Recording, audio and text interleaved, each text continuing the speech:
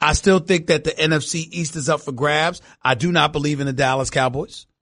I believe they will lose to the Saints this Thursday night. I plan on being in Dallas. Plan on doing First Take from there. Looking forward to it and laughing in the face of Dallas Cowboy fans who dare to show up acting like y'all gonna do something this year. We know better.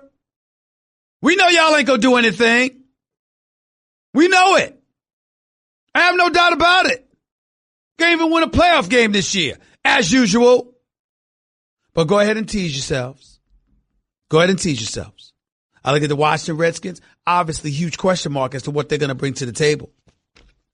We don't know. We'll find out. But who the hell believes in the Redskins right now after their performance, particularly when Alex Smith is out for the year? Why believe in them?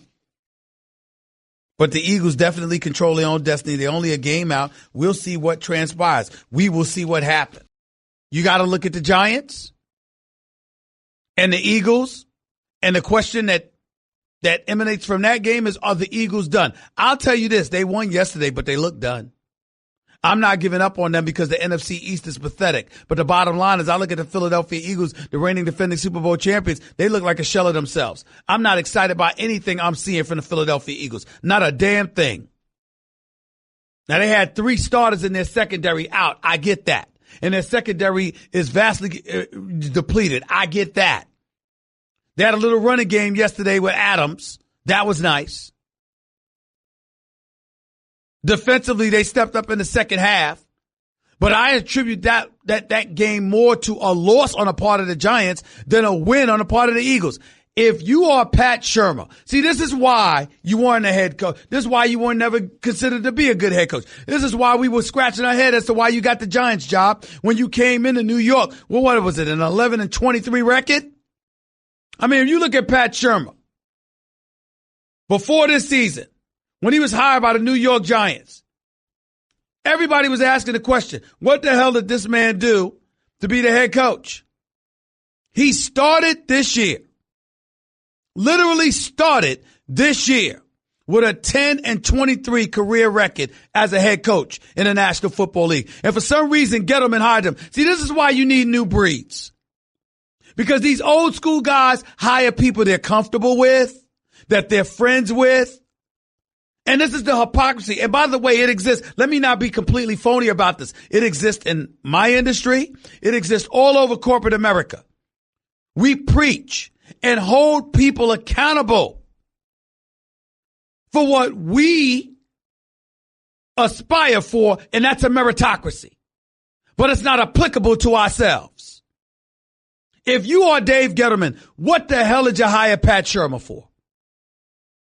Why?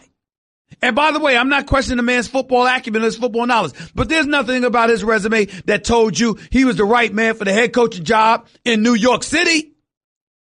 Even though you're playing in East Rutherford, New Jersey, you know the New York market, the media market is what covers you.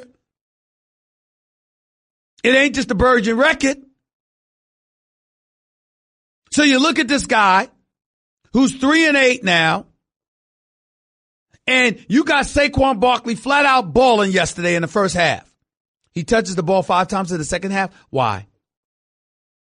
You didn't feel the need to ensure that you would be able to continue to get that man the football? What kind of damn sense does that make? Odell Beckham Jr. targeted 9 times, caught only 5 passes. And John Nuno, do we have that sound from Odell Beckham Jr. after the New York Giants lost this game to the Philadelphia Eagles? Because people really need to hear what this man had to say. Listen to Odell Beckham Jr. speaking after the game. Listen to this.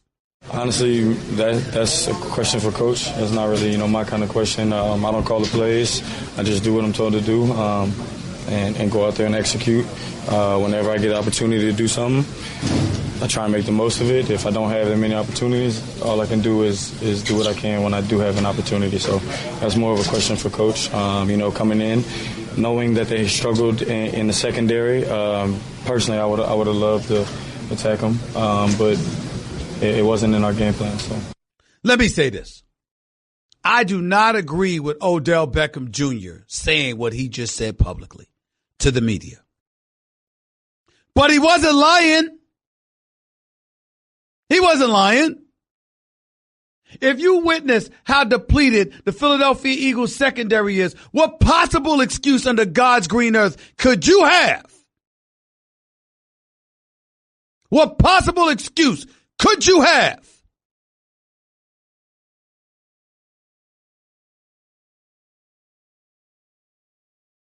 For not getting Odell Beckham Jr. to football?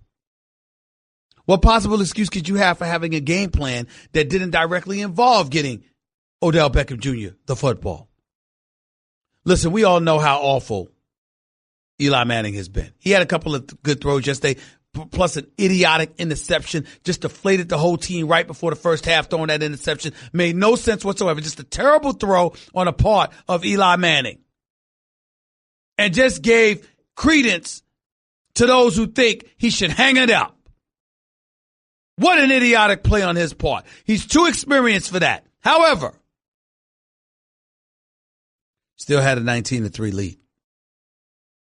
You are professional. And there simply is no excuse. None. None whatsoever. No way around it.